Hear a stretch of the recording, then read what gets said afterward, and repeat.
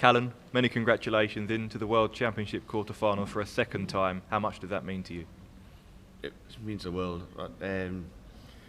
So I'm really overwhelmed at the minute. You know, I was tearing up on stage because before I came up, I was flicking through my Facebook and I seen a photo of my grandma, and it just hit us.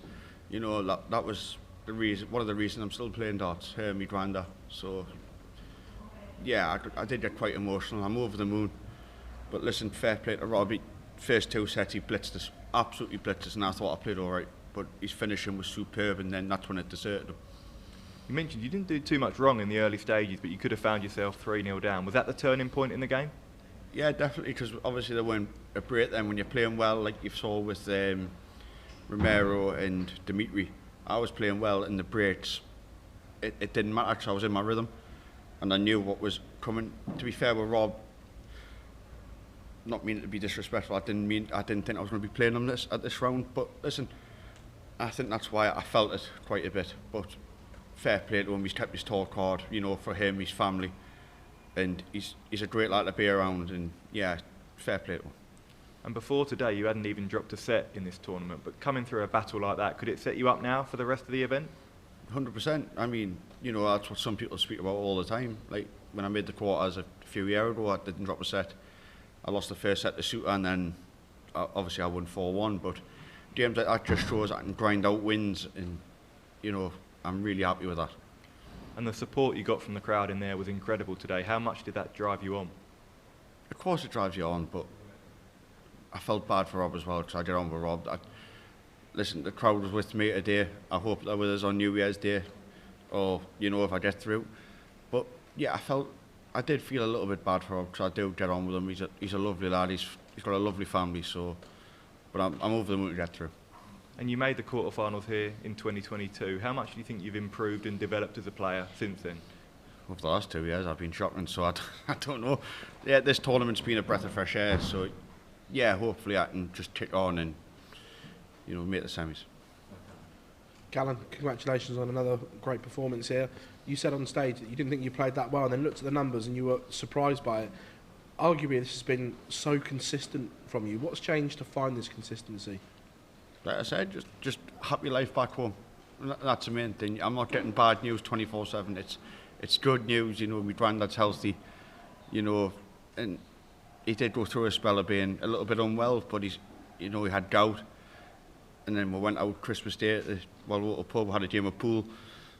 I got beat. But no, listen, seeing him happy makes my life a lot happier, you know, because the smile's still there and that drives me on.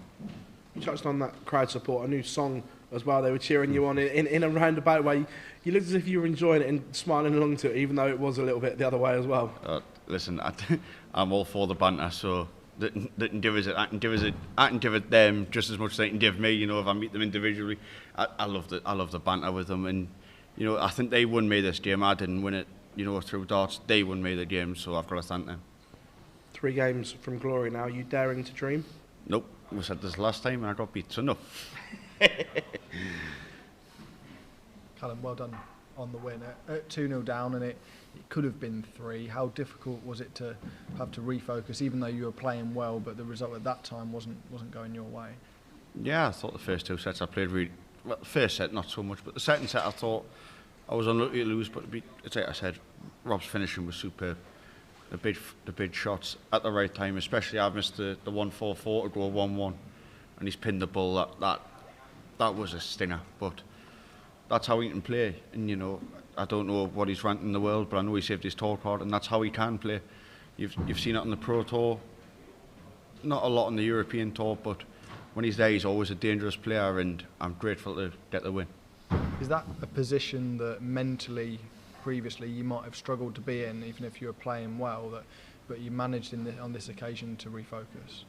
Oh, 100%. So I say, I'm an absolute fruitcake. So, but the crowd got me through that. Natural ability didn't get me through that. It was the crowd, and I'm grateful for them. Thank you. Callan, congratulations on the result. Obviously, there was amusing moments during the game where the crowd were chanting. I won't say what the chant was, but you responded to it, and then you hit a 180 straight afterwards. Was that a pivotal moment to sort of to have the crowd with you and know that at that moment they were? Yeah, definitely. I mean, you can say what they said. I'll not cry about it. I've had worse off. Loads of people back home, my best friends, they rip the mick out of us all the time, you know. But listen, it's like I said, the crowd won me that game. I didn't win it. But then averaging 97 in the end, and I felt like I struggled. It shows I'm in a good stead going forward. Thank you.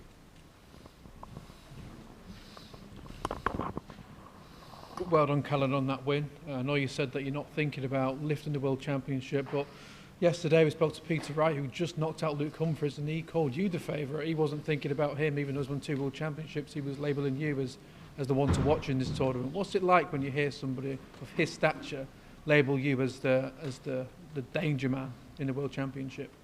He loves a mind game, doesn't he? But no, listen, Peter, fair play to him last night. I watched the game and, you know, absolutely fair play to him after the year he's had. I know the feeling. I've had a bad 2 year, and this tournament's been a breath of fresh air for me. So yeah, absolutely fair play to him.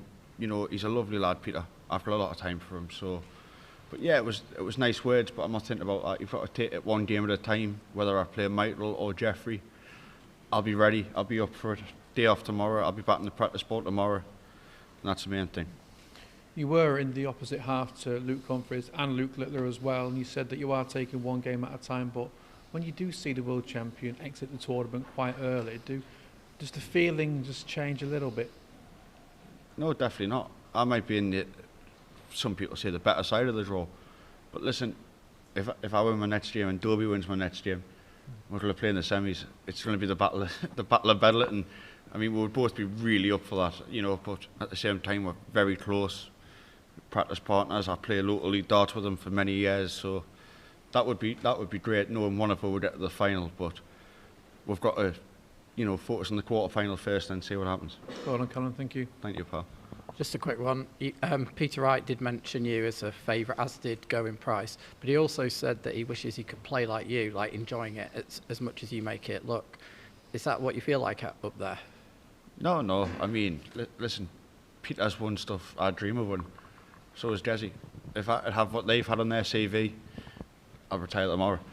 But no, fair play to them. They're 2 great lads. You know, even practicing, being around them, the laughs you can have. They're just lads you love to be around, and you know, them saying nice things, it means a lot. But if I play like a numpty the next game, then it means nothing. But overall, you've been dubbed like the player of the tournament with all your averages so far. Do you feel you're not going to put in one of them erratic bad displays now? Listen, if it happens, it happens. I'm in the quarter-final of the biggest event in the world. So if it doesn't happen, it doesn't happen. I'll be back next year. That's the way I see it. Everyone left in is more than capable of winning. So maybe not so much me. I've not won a major, but you know, the people left in have all won stuff. I have won 3 Pro Tours, but that's nothing compared to this crowd, this stage. If I could win this and I never win anything again, and you know, if I know people go, "Oh, you're a one-hit wonder," at least I've won the best one to be called a one-hit wonder for. Well, the way the crowd are responding to you, the Premier League might be an option if you go a couple of steps further. Nah, I'm not thinking about I would love to play at Newcastle. I really would. I've been a couple of times just as a fan, and the atmosphere is absolutely brilliant. So I would love to play there, but at the same time, I know I've got to win this to pretty much get in. So I'm not thinking about that yet. Well, congratulations. Thank you, mate.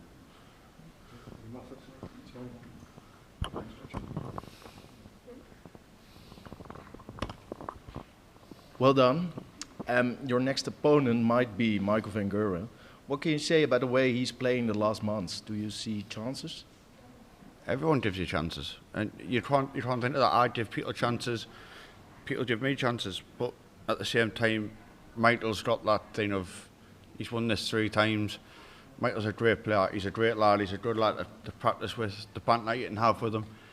And listen, I think Jeffrey de Graaf's a great player as well. You can't underestimate Jeffrey at all. But whoever gets through, I'll be there New Year's Day ready. But do you think Michael van Gerwen is getting better and better every game?